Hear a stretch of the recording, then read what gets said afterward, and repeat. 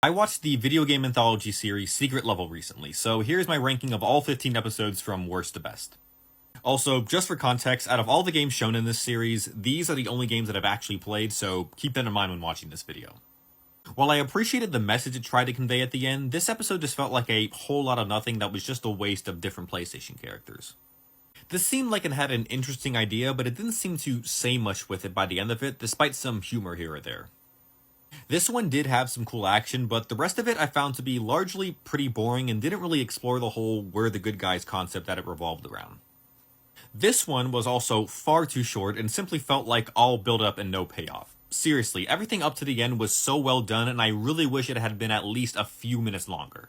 This one was much better than I expected due to some interesting characters and humor, which also makes the whole Concord situation that much more unfortunate. This one was also pretty short, but the conflict here was pretty intriguing, and while I know it's not the same, it did make me want to try out some D&D sometime soon. The ending left a little to be desired, but I like the humorous tone throughout this episode, and the main character here was interesting, to say the least.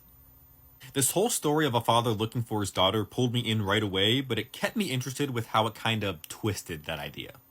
This one was a wild and pretty unique way to portray Pac-Man, a horror story with a great ending. A lot goofier than I expected, due in no small part to Arnold's performance, with a story that shows its heart by the very end. Despite not being big on the lore, this one was a ride from start to finish that made me want to get into the Warhammer universe a bit more. This one could have used one more scene, but the action and music here are top notch and its ending is very bittersweet. Along with some exciting mech action, Keanu's performance here really elevated the story and I love the direction it goes with this character. There was some creative action going on here, but I also really liked the setup and the slight world building done at the beginning that made this episode hit a lot harder than I expected.